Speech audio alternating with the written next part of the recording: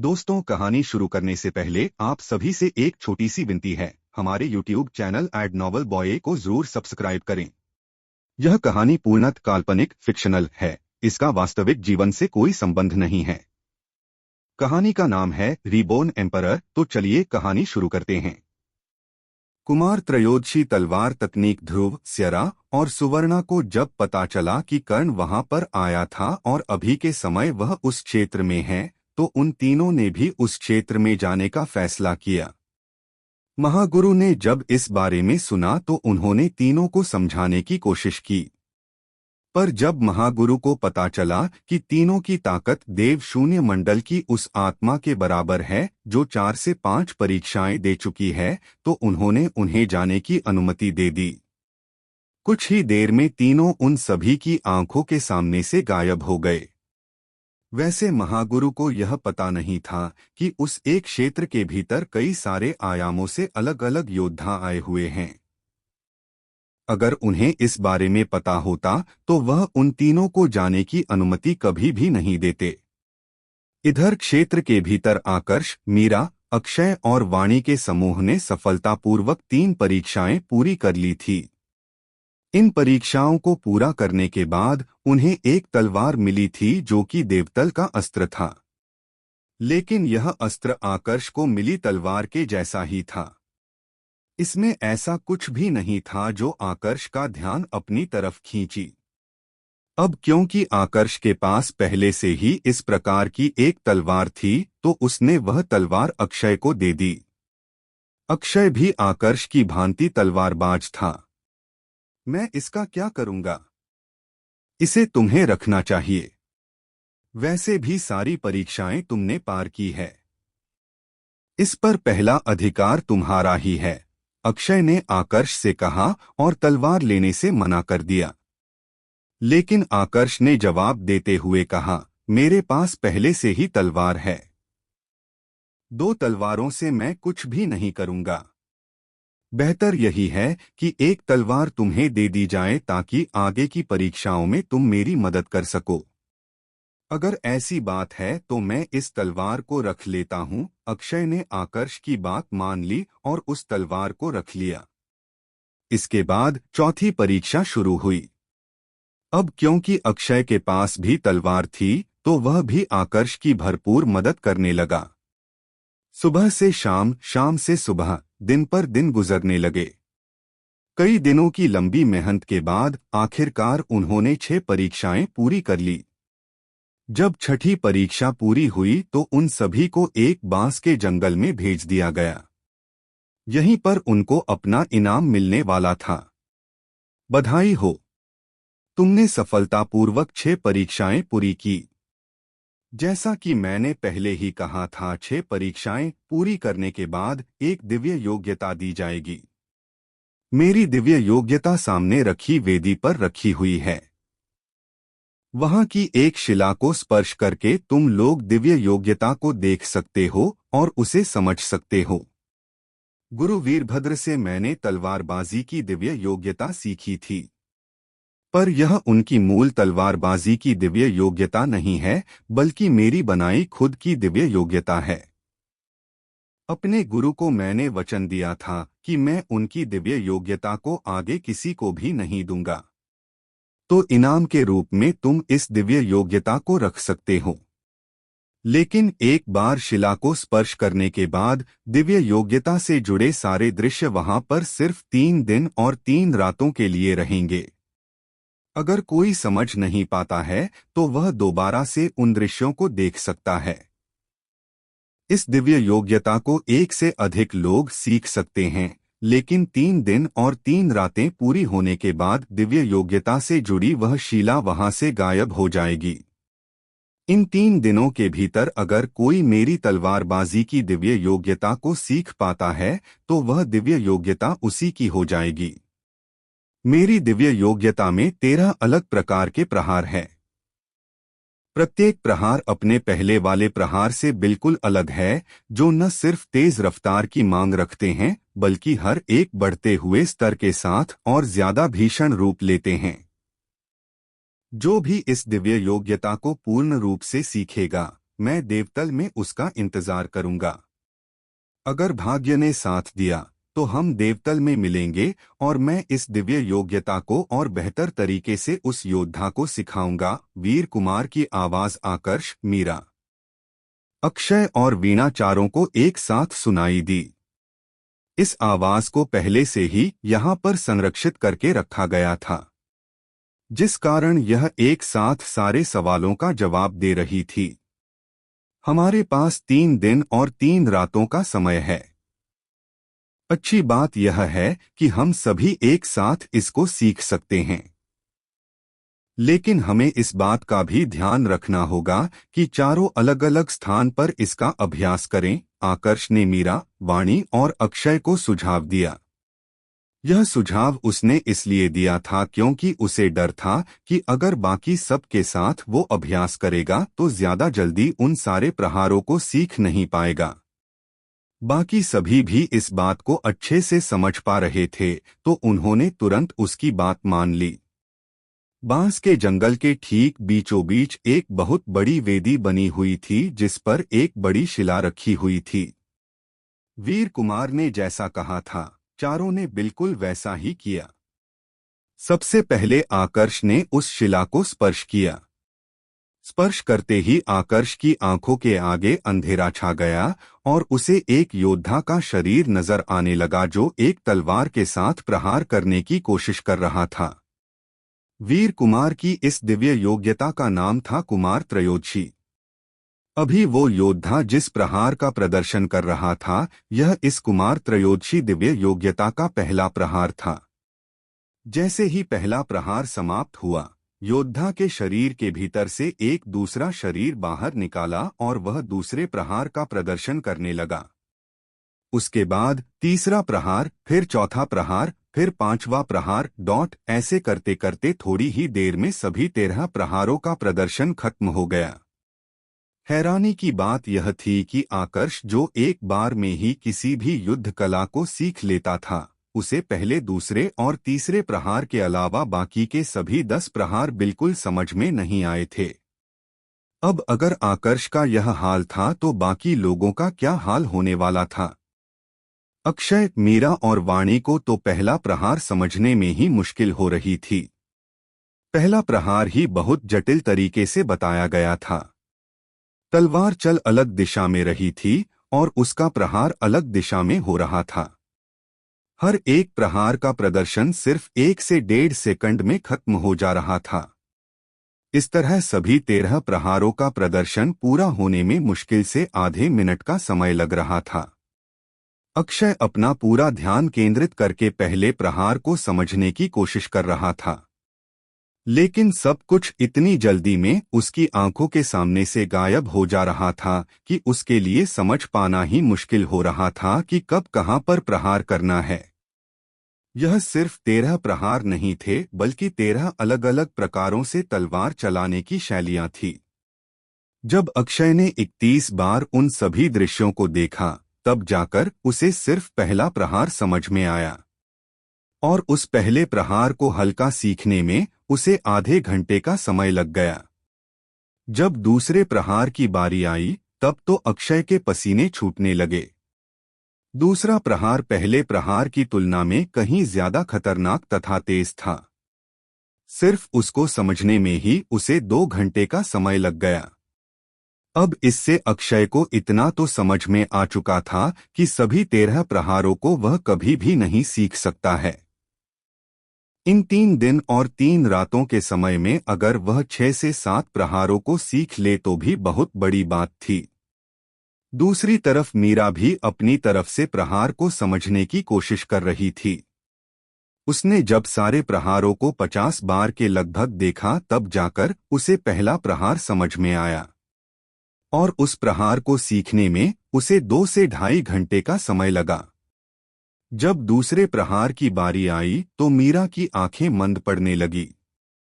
काफी मुश्किल से वह दूसरे प्रहार को देख पा रही थी, लेकिन इसके बावजूद वो हार मानने को तैयार नहीं थी, क्योंकि वह जानती थी कि इस प्रकार की दिव्य योग्यता को सीखने का अवसर उसे जीवन में फिर कभी नहीं मिलने वाला है। भले ही प्रहार को समझना मुश्किल हो, लेकिन वह उसे पर्याप्त समय देने को भी तैयार थी। 4 से 5 घंटे का समय देने के बाद आखिरकार उसे दूसरा प्रहार समझ में आ गया। वाणी की हालत तो उससे भी ज्यादा खराब थी। सिर्फ पहले प्रहार को समझने में ही उसे 3 घंटे का समय लग गया था और उसे सीखने में 4 घंटे। दूसरे प्रहार के समय उसे भी मुश्किल होने लगी। चारों में अगर कोई सबसे तेज था तो वह था आकर्ष। सिर्फ 2 घंटे के भीतर ही वह 7 प्रहार सीख चुका था। यहां सीखने की बात हो रही थी, समझने की नहीं। समझने में तो उसे मुश्किल से 5 से 10 मिनट का समय लगा था। जिस रफ्तार से वह सीख रहा था, उसके साथ उसे विश्वास था कि वह आधे दिन में ही सभी 13 प्रहारों को सीख लेगा। पर जब आधा दिन गुजर गया, तब तक वह सिर्फ 9 प्रहारों को सीख पाया। 9वें प्रहार को सीखने में तो उम्मीद से भी ज्यादा समय लग गया। अभी भी 4 प्रहार बाकी है। शायद अगले 3 से 4 घंटों में मैं उन्हें भी सीख लूं, आकर्ष ने मन ही मन अनुमान लगाते हुए अपने आप से कहा और 10वें प्रहार को समझने की कोशिश करने लगा। 10वां प्रहार और भी ज्यादा मुश्किल व तेज था।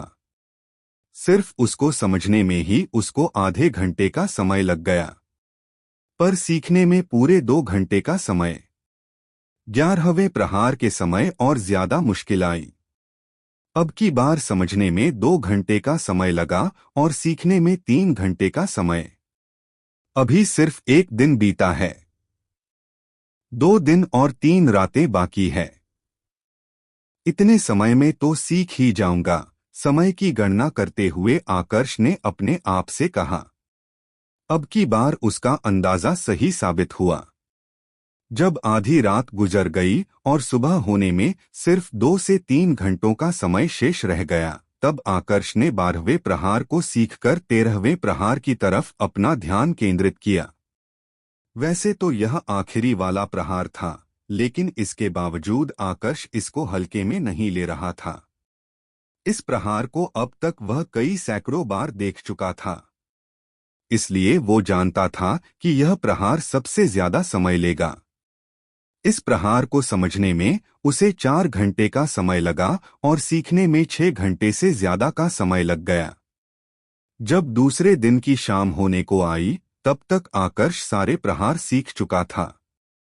सभी प्रकारों को सीखने के बाद वह अपनी जगह से खड़ा हुआ और अपनी तलवार के साथ उन सभी का अभ्यास करने लगा।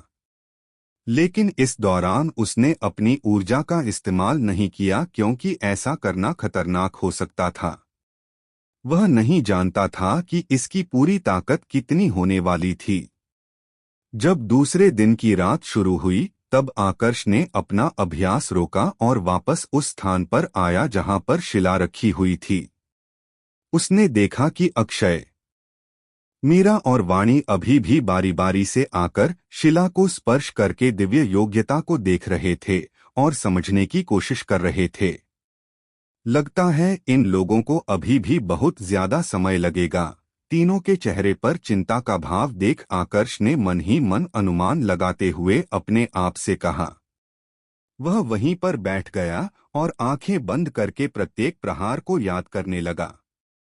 3 दिन और 3 रातें कब गुजर गई उसे भी पता नहीं चला। दिया गया समय जब समाप्त हुआ तो शिला अपने आप वहां से गायब हो गई और उसी के साथ चली गई दिव्य योग्यता। समय समाप्ति के बाद मीरा, अक्षय और वाणी तीनों आकर्ष के पास चले आए। तो कैसा रहा तुम्हारा अभ्यास? आकर्ष ने सबसे पहले अक्षय से पूछा।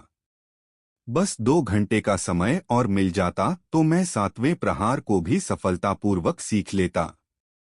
हालांकि उसे लगभग सीख लिया है, लेकिन थोड़ा सा शेष रह गया, अक्षय ने जवाब दिया।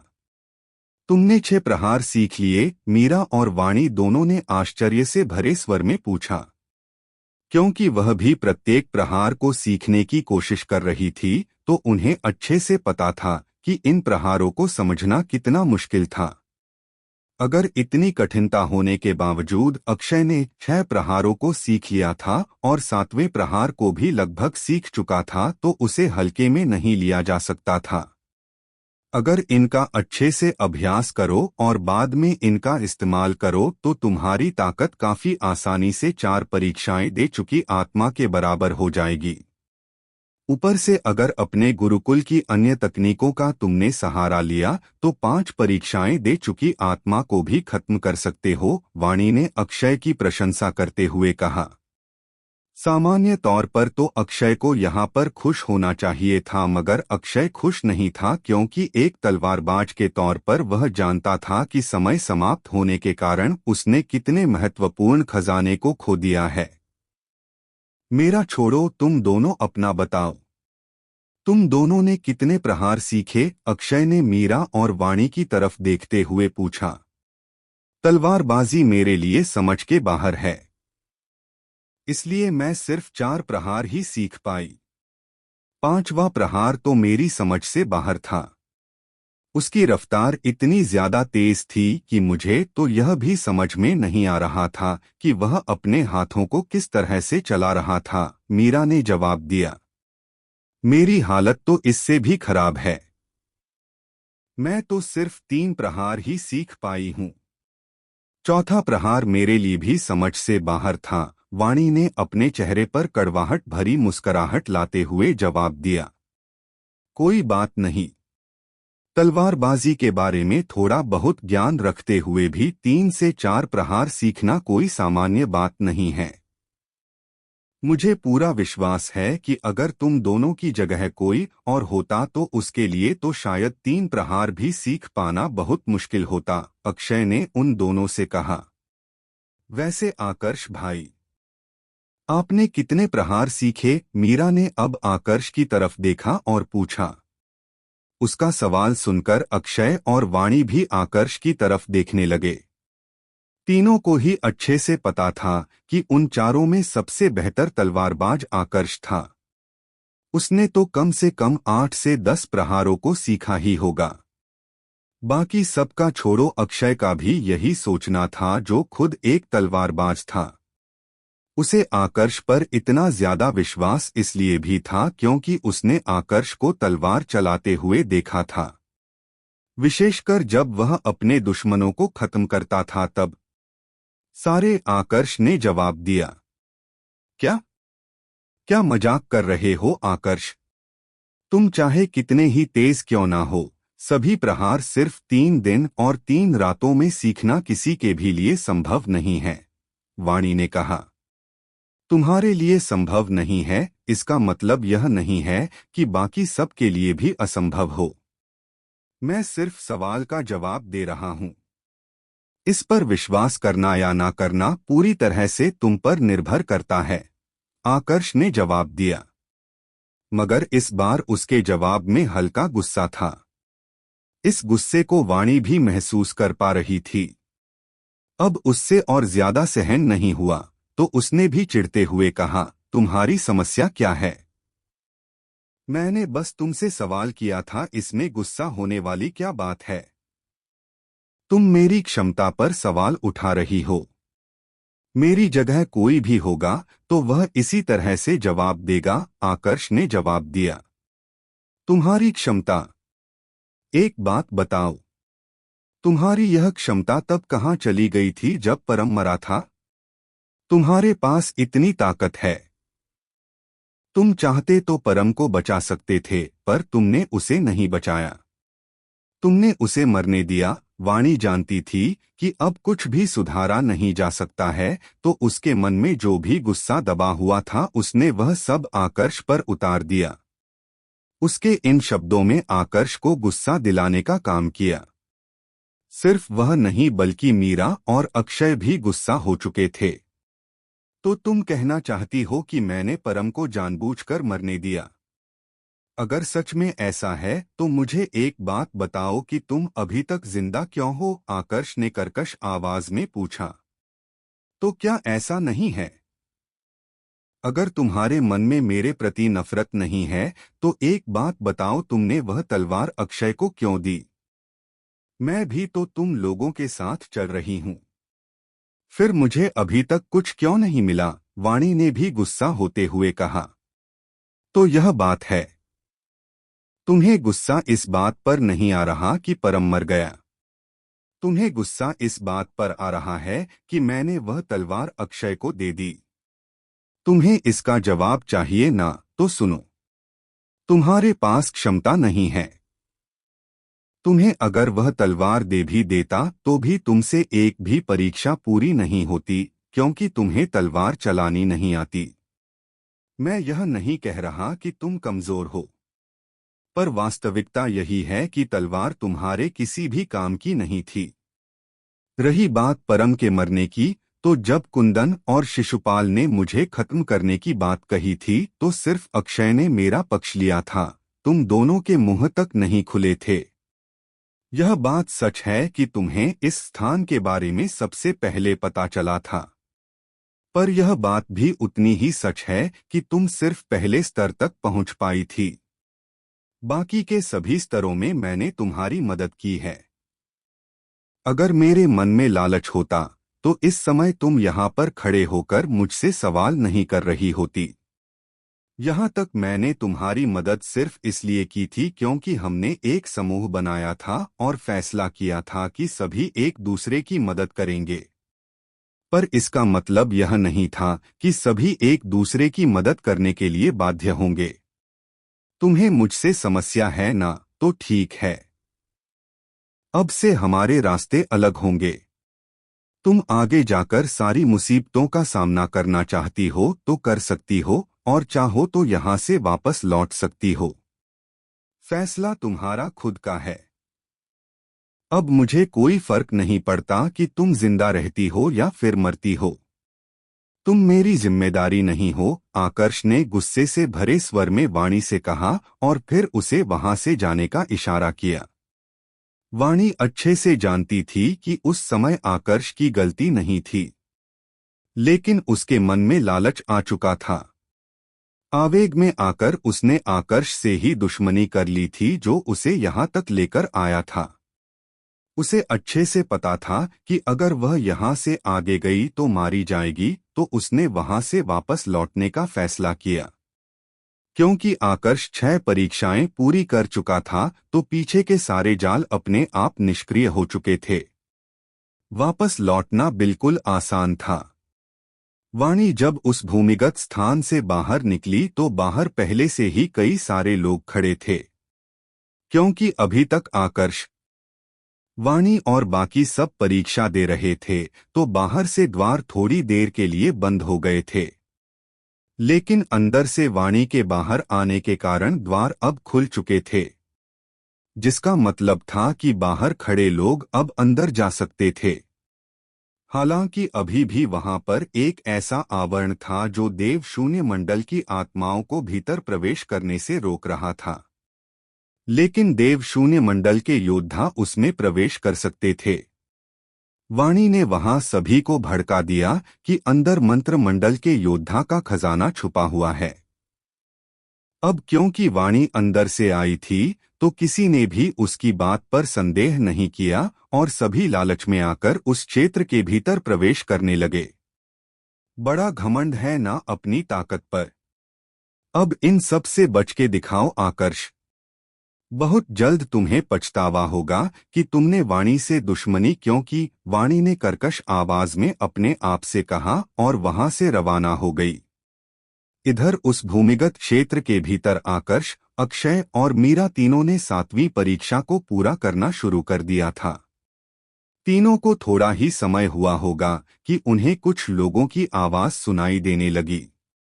थोड़ी ही देर में कई सारी परछाइयां उस क्षेत्र में आ गई और उन्होंने आकर्ष के समूह को घेर लिया। यह सब वही लोग थे जो लालच में इस क्षेत्र के भीतर आए थे। अक्षय, तो तुम हो जिसकी बात बाहर हो रही थी। बाहर जब मैंने सुना कि कोई अक्षय नाम का योद्धा क्षेत्र के भीतर आया है तो मुझे लगा था कि कोई दूसरा अक्षय होगा, लेकिन सोचा नहीं था कि यह तुम होगे। एक कर्कशता से भरी आवाज आकर्ष, अक्षय और मीरा तीनों को सुनाई पड़ी। अक्षय ने जब इस आवाज को सुना तो उसके चेहरे के भाव बदलने लगे। जिस प्रकार की प्रतिक्रिया उसने दी थी उससे स्पष्ट हो गया था कि वह इस व्यक्ति को पहले से जानता है। शिरीष, तुम यहाँ पर? अक्षय ने गुस्से में अपने दांत पीसते हुए कहा। क्यों? तुम यहाँ पर आ सकते हो तो मैं क्यों नहीं आ सकता? वैसे मैंने सुना कि तुम्हारे पास देवतल का एक अस्त्र है। जरूर यह वही तलवार होगी जो तुमने अपने हाथ में पकड़ रखी है, है ना? अगर अपनी सलामती चाहते हो तो यह तलवार मेरे हवाले कर दो, फिर शायद मैं तुम्हें एक आसान मौत दूं। शिरीष ने लालच से भरी निगाहों से अक्षय के हाथ में मौजूद तलवार को घूरते हुए कहा। और अगर मैं तलवार ना दूं तो? अक्षय ने दबी हुई आवाज में पूछा। तो परिणाम यह होगा। अक्षय के सवाल को सुनकर शिरीष का गुस्सा भड़क गया और उसने कर्कश आवाज में कहा। अपनी बात खत्म करते ही उसने अपनी ऊर्जा को सक्रिय किया और अक्षय पर प्रहार करने के लिए आगे बढ़ा।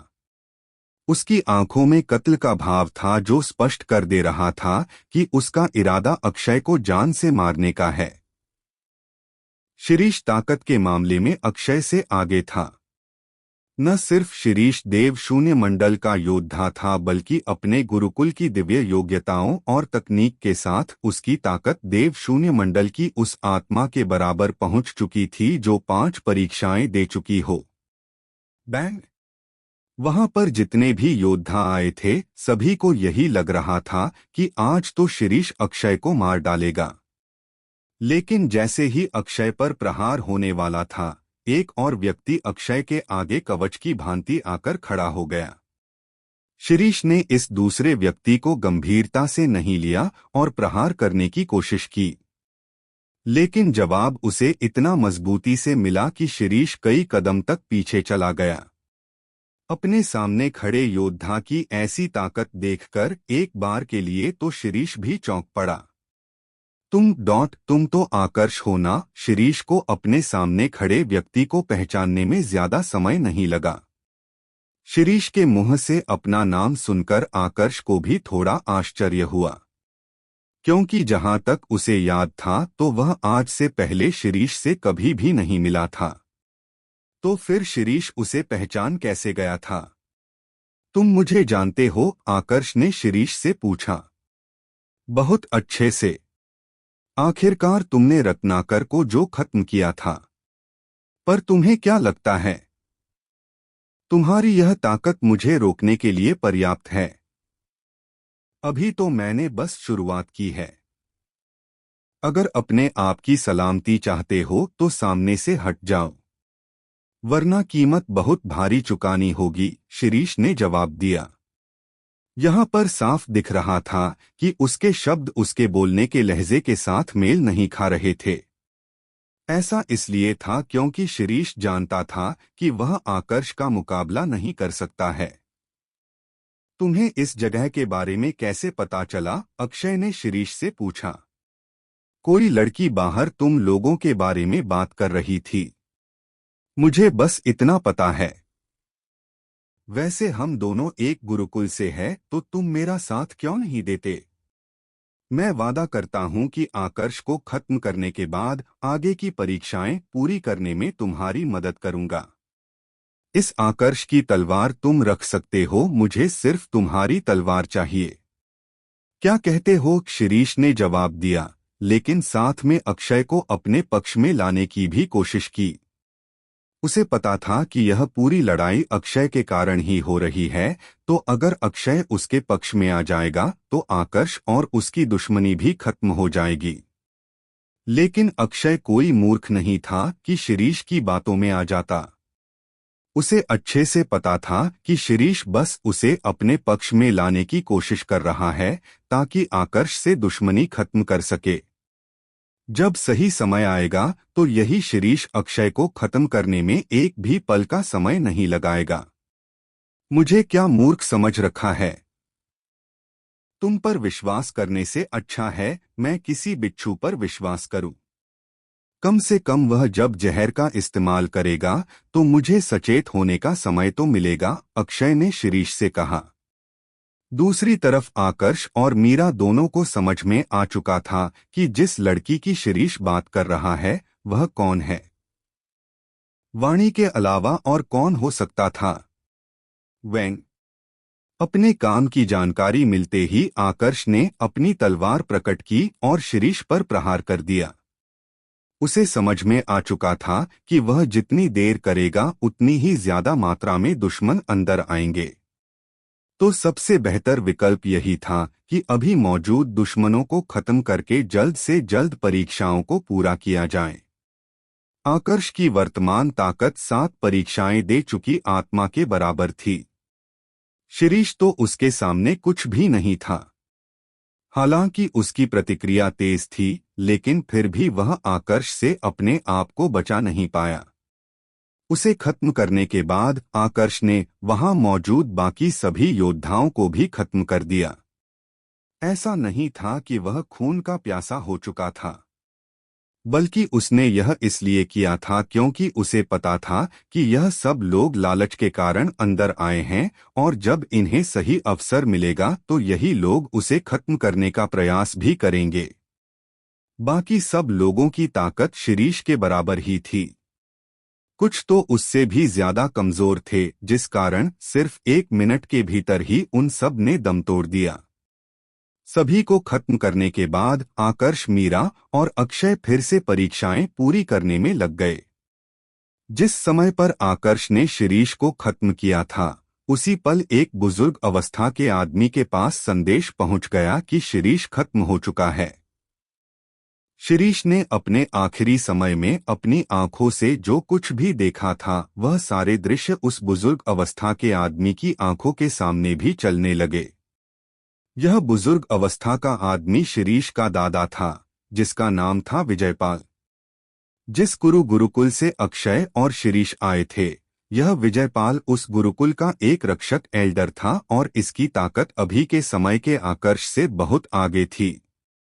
यह एक देव शून्य मंडल की आत्मा था जिसने 8 परीक्षाएं दे दी थी।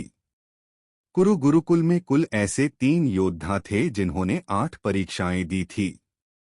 इनमें से 2 रक्षक एल्डर थे और एक था गुरुकुल का वर्तमान गुरुकुल प्रमुख, जो इस कुरु वंश का कुल प्रमुख भी था। अक्षय, यह तुमने ठीक नहीं किया। एक बाहर के व्यक्ति के साथ मिलकर तुमने मेरे पोते को खत्म करवाया। लगता है तुम यह बात भूल गए कि वापस तुम्हें भी इसी गुरुकुल में लौटना है।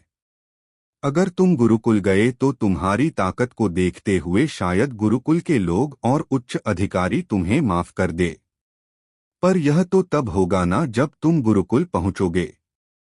वापस हमारे आयाम में लौटने के द्वार पर ही मैं तुम्हारा इंतजार करूंगा। देखता हूं तुम और यह दूसरा लड़का मुझसे कैसे बचते हो। अपनी आंखों में कत्ल का भाव लाते हुए विजयपाल ने अपने आप से कहा। इसी समय पर एक और व्यक्ति के पास भी शिरीष की मृत्यु से जुड़ा संदेश पहुंचा था। यह शिरीष का बड़ा भाई शांतनु था। अपने छोटे भाई की मृत्यु के बारे में जानकर उसकी आंखें भी कत्ल के भाव से भर गई। वह भी बदले की भावना में जलने लगा था। अक्षय, पिछली बार तो मैंने तुम्हें छोड़ दिया था, पर इस बार अगर गुरुकुल प्रमुख भी आ गए तो भी तुम मेरे चंगुल से बच नहीं पाओगे, शांतनु ने भी मन ही मन प्रण लेते हुए कहा। अक्षय के साथ साथ वह आकर्ष को भी खत्म करने का इरादा कर चुका था। इधर उस स्तूप के बाहर कई देव शून्य मंडल की आत्माएं अभी भी योद्धाओं के बाहर लौटने का इंतजार कर रही थी। इसी इंतजार में 6 महीने बीत गए। अभी तक एक भी योद्धा उस स्तूप से बाहर नहीं आया था। अजीब है, माना कि यह एक उत्तम श्रेणी का खजाना है, पर इसकी सभी परीक्षाओं को पार करने में इतना ज्यादा समय तो नहीं लगना चाहिए। ज्यादा से ज्यादा 3 महीने, उससे ज्यादा नहीं। पर यहाँ तो 6 महीने बीत चुके हैं, पर अभी तक एक भी योद्धा बाहर नहीं आया है। एक योद्धा ने चिंता से भरे स्वर में कहा। इंतजार करने के अलावा हमारे पास दूसरा कोई विकल्प नहीं है। जो भी जिंदा थे वह सब के सब अंदर जा चुके हैं। हम आत्माओं का प्रवेश निषेध है। कुछ और समय तक इंतजार करके देख लेते हैं। अगर उसके बाद भी कोई बाहर नहीं आया तो सीधा मतलब यही होगा कि सभी परीक्षा देते समय मारे गए, एक दूसरे योद्धा ने गंभीर स्वर में जवाब दिया। यहाँ पर खड़े अधिकांश योद्धा उन योद्धाओं के रिश्तेदार थे जो वहां खजाना लेने के लिए उस स्तूप के भीतर गए थे। इस समय पर उन्हें कोई अंदाजा नहीं था कि उनके रिश्तेदार मारे जा चुके हैं, और जो जिंदा बच गए थे उनका भी कुछ पता नहीं था, क्योंकि वह सब उस क्षेत्र में ही कहीं पर छुप चुके थे। वुश! बाहर जितनी भी देव शून्य मंडल की आत्माएं खड़ी थी, उन्हें किसी के आने की आवाज सुनाई थी। सभी की नजर एक ही दिशा में जाकर केंद्रित हो गई। वहां पर एक मध्य अवस्था का आदमी खड़ा था। यह कोई आत्मा नहीं बल्कि योद्धा था। प्रणाम एल्डर। वहां पर आने के बाद उस मध्य अवस्था के आदमी ने वहीं पर मौजूद एक देव शून्य मंडल की आत्मा को प्रणाम किया। आओ हीरक, तुम बिल्कुल सही समय पर आए हो। अंदर एक खजाना छुपा है, लेकिन हम सब लोग वहां पर जा नहीं सकते। तुम जाकर देखो कि अंदर क्या है, उस देव शून्य मंडल की आत्मा ने मध्य अवस्था के आदमी से कहा। खजाने के बारे में सुनकर उस मध्य अवस्था के आदमी, जिसका नाम हीरक था, उसकी आंखों में लालच का भाव साफ दिखाई देने लगा। ठीक है, वह अंदर जाने के लिए तुरंत तैयार हो गया, लेकिन जाने से पहले उसने अपनी प्राण ऊर्जा से जुड़ा एक कांच का गोला उस देव शून्य मंडल की आत्मा को दिया। साथ में एक विशेष तकनीक का इस्तेमाल करके एक तंत्र अभिलेख बनाया और उस देव शून्य मंडल की आत्मा को सौंप दिया। यह तंत्र अभिलेख वो सारे नज़ारे दिखाने वाला था जो हीरक अपनी आंखों से देखने वाला था। सारी तैयारी करने के बाद हीरक ने स्तूप के भीतर प्रवेश कर लिया। बाहर खड़ी सारी देव शून्य मंडल की आत्मा इस समय काफी ज्यादा उत्साहित थी, क्योंकि अब वह देख पा रही थी कि अंदर का क्षेत्र कैसा था। स्तूप के भीतर गए हुए हीरक को सिर्फ 10 ही मिनट हुए होंगे कि उसकी प्राण ऊर्जा से जुड़ा हुआ कांच का गोला टूट गया। उस गोले के टूटने की आवाज सुनकर देव शून्य मंडल की उस आत्मा के चेहरे के भाव बिगड़ गए। उसने तुरंत तंत्र अभिलेख निकाला और देखने की कोशिश की कि आखिर हीरक के साथ हुआ क्या है। इस समय वहां पर मौजूद बाकी सभी देव शून्य मंडल की आत्माओं की नजर भी उन दृश्यों पर थी जो तंत्र अभिलेख के द्वारा संचालित हो रहे थे। आखिरी समय पर हीरक ने बस एक काले रंग की परछाई देखी थी, जिसने पलक झपकते ही उसकी गर्दन उड़ा दी थी। यह तो वही है ना, एक देव शून्य मंडल की आत्मा ने उस परछाई को पहचानते हुए कहा। हाँ, वही है। इसका नाम आकर्ष है। लगता है वह लड़की सही कह रही थी, एक दूसरी आत्मा ने वाणी की बात को याद करते हुए कहा। अब धीरे धीरे करके सभी देव शून्य मंडल की आत्माओं के बीच आकर्ष को लेकर चर्चा शुरू हो गई। थोड़ी ही देर में सभी को पता चल चुका था कि आकर्ष, अक्षय और मीरा नाम के यह 3 योद्धा इस क्षेत्र के भीतर अभी भी जिंदा है। उनके अलावा बाकी जितने भी योद्धाओं ने भीतर प्रवेश किया था वह सब के सब मारे जा चुके हैं। इसके अलावा सभी को यह भी पता चल चुका था कि आकर्ष, अक्षय और मीरा तीनों ही इस समय 9 परीक्षाएं पूरी करके वीर कुमार की विरासत हासिल कर चुके हैं और उनकी तकनीक की साधना कर रहे हैं। तीनों के ही पास एक एक अस्त्र है जो देवतल का है। अगर इन तीनों को हम खत्म कर देते हैं तो हमें 3 अस्त्र मिल जाएंगे। लेकिन सुना है कि आकर्ष बहुत शक्तिशाली है। उसने 5 परीक्षा दे चुकी आत्मा को भी खत्म कर दिया था। तुम सिर्फ इतनी सी बात से डर गए। यह मत भूलो कि हमारे साथ ऐसी आत्माएं भी हैं जिन्होंने 6 परीक्षाएं दे दी है। और यह लड़का आकर्ष कितना ही शक्तिशाली क्यों ना हो, एक साथ इतनी सारी देव शून्य मंडल की आत्माओं का सामना नहीं कर पाएगा। बिल्कुल सही कह रहे हो। वह सिर्फ एक है और हमारी संख्या 100 से भी ज्यादा है। सभी ने अगर एक एक प्रहार भी किया तो आकर्ष पर एक साथ 100 प्रहार होंगे। वह इतने प्रहारों का सामना एक साथ थोड़ी कर पाएगा। जितनी भी देव शून्य मंडल की आत्माएं वहां पर मौजूद थी, सभी की आंखें लालच से भर चुकी थी। अब सभी बस आकर्ष, अक्षय और मीरा के बाहर आने का इंतजार कर रहे थे ताकि एक साथ उन पर टूट पड़े और उन्हें खत्म करके उनके अस्त्र और बाकी तकनीकें हासिल कर सके। दिव्य योग्यता को तो हासिल करना संभव नहीं था, लेकिन तकनीकें या युद्ध कलाएं तो हासिल की जा सकती थी। समय एक बार फिर तेज रफ्तार से गुजरने लगा। कई महीने बीत चुके थे। आकर्ष और उसके साथियों को इस विशालकाय क्षेत्र में आए हुए पूरे 2 साल बीत चुके थे। स्तूप के भीतर गए हुए आकर्ष को 1 साल से ज्यादा का समय हो चुका था, लेकिन अभी तक ना तो आकर्ष उस क्षेत्र से बाहर आया था और ना ही उसके साथी। बाहर खड़ी देव शून्य मंडल की आत्माएं अब और ज्यादा इंतजार नहीं कर सकती थी। अधिकांश का सब्र का बांध पहले ही टूट चुका था। जिन्होंने 4 से 5 परीक्षाएं दे दी थी वह तो वहां से रवाना हो गई थी, लेकिन जिन्होंने 6 परीक्षाएं और 7 परीक्षाएं दी थी वह अभी भी बड़ी ही सब्र के साथ वहां पर खड़े होकर आकर्ष और उसके साथियों के बाहर आने का इंतजार कर रही थी।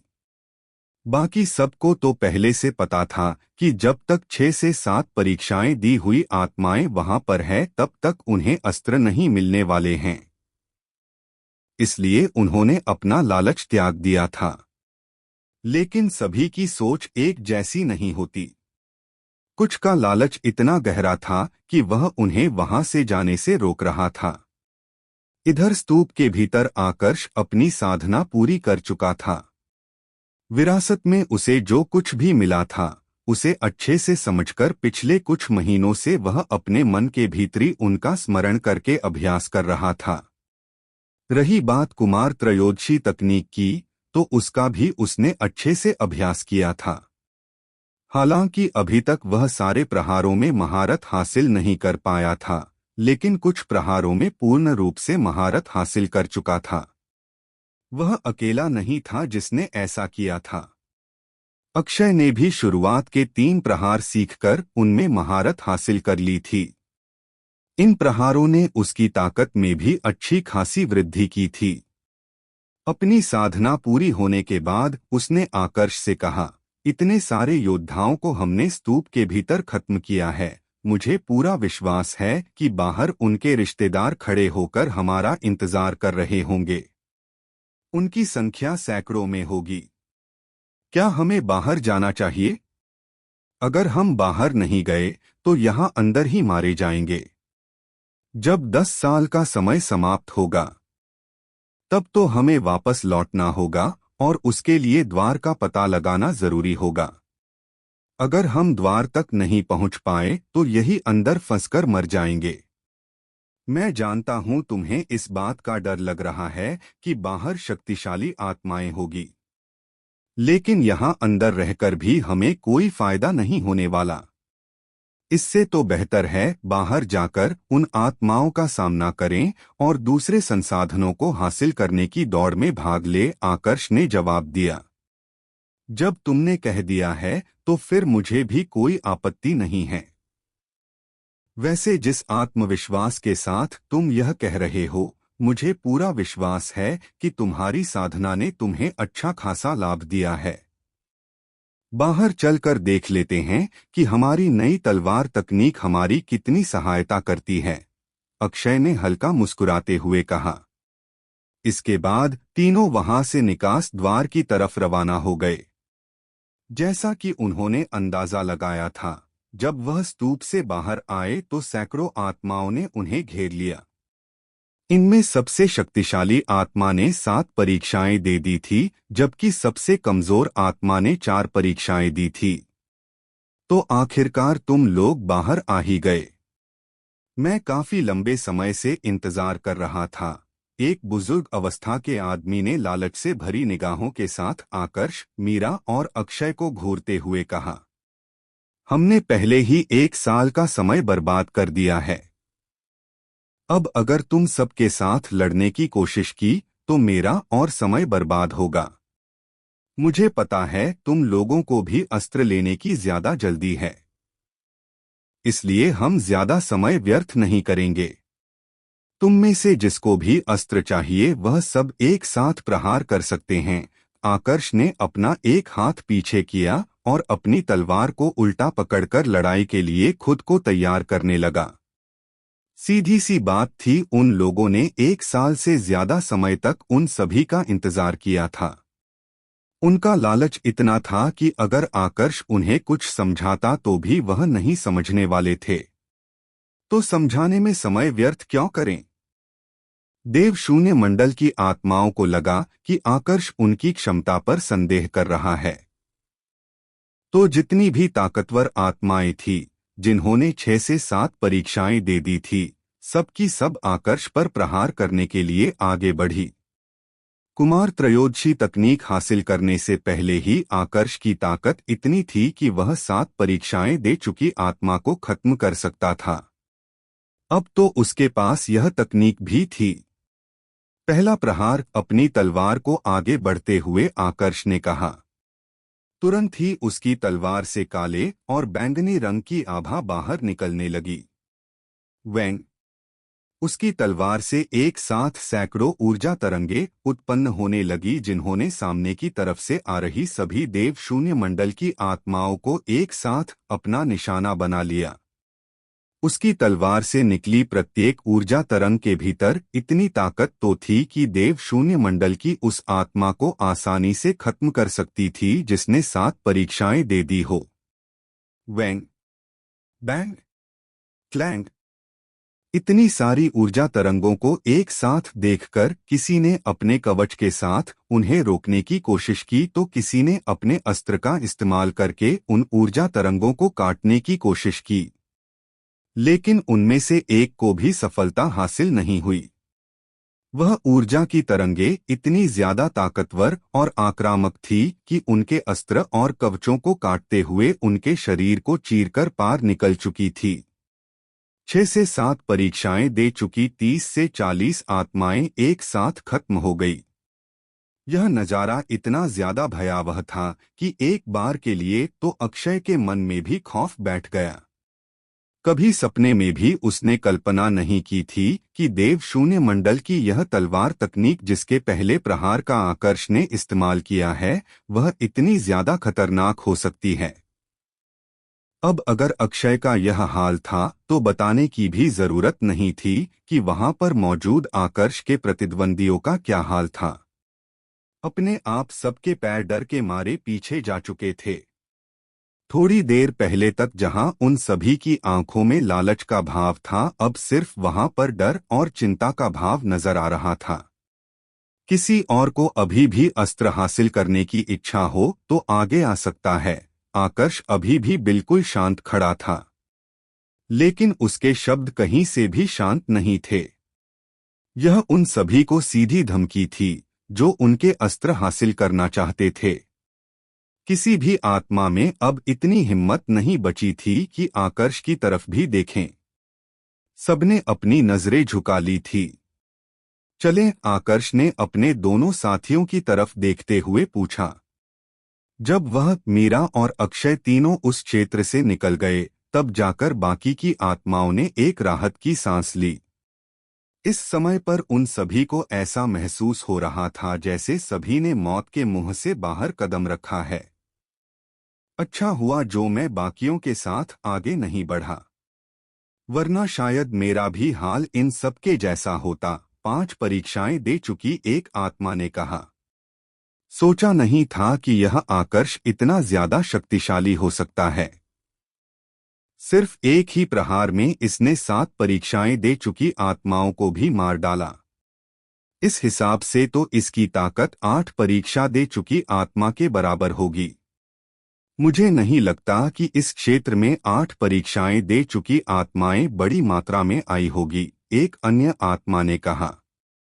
अगर ऐसी आत्माएं आई भी होगी तो भी इसका क्या कर लेगी? क्या पता अभी भी इसने अपनी ताकत का बहुत बड़ा अंश छुपा रखा हो। बेहतर यही है कि जल्द से जल्द इसके बारे में सभी जगह खबर फैला दी जाए ताकि कम से कम हमारे बाकी साथी तो इसकी तलवार की भेंट ना चढ़े, एक बुजुर्ग अवस्था की आत्मा ने कहा। थोड़ी ही देर में वहां पर मौजूद सभी आत्माओं ने इस सुझाव पर सहमति दे दी। अब वह सभी आत्माएं अलग अलग दिशाओं में रवाना हो गई और जो कोई भी उन्हें मिल रहा था उन सबको इस बारे में बताने लगी। कुछ ही दिनों में आकर्ष का नाम पूरे क्षेत्र में प्रसिद्ध हो चुका था। यह खबर इसलिए नहीं फैलाई गई थी ताकि आकर्ष को प्रसिद्ध किया जा सके, बल्कि खबर फैलाने का कारण सिर्फ इतना सा था कि कोई भी आकर्ष से दुश्मनी न करे। अगर कोई 3 से 4 परीक्षाएं दे चुकी आत्मा उसके सामने आई और वह उसे खत्म करता तब बात अलग थी, लेकिन 7 से 8 परीक्षाएं दे चुकी आत्माओं को खत्म करना किसी भी बड़ी ताकत के लिए बहुत बड़ा नुकसान था। आखिरकार इस प्रकार की आत्माओं को यह ताकत हासिल करने में 7,000 से 8,000 साल लगते थे। सिर्फ 2,000 से 3,000 सालों में उन सभी को देवतल में जाने का अवसर मिल सकता था। फिर ऐसे समय में वे लोग ऐसे शक्तिशाली व्यक्ति को दुश्मन बनाकर अपनी मृत्यु को आमंत्रण देने की चेष्टा क्यों करें? जब उसका नाम इतना ज्यादा प्रसिद्ध हो चुका तो स्वाभाविक था कि वाणी को भी उसके बारे में पता चल चुका था। उसे तो विश्वास ही नहीं हो रहा था कि आकर्ष की ताकत इतनी ज्यादा है। अब उसे चिंता होने लगी क्योंकि वो जानती थी कि आकर्ष उस सांप के जैसा है जिसको जब तक छेड़ा ना जाए तब तक वो कोई भी नुकसान नहीं पहुंचाता।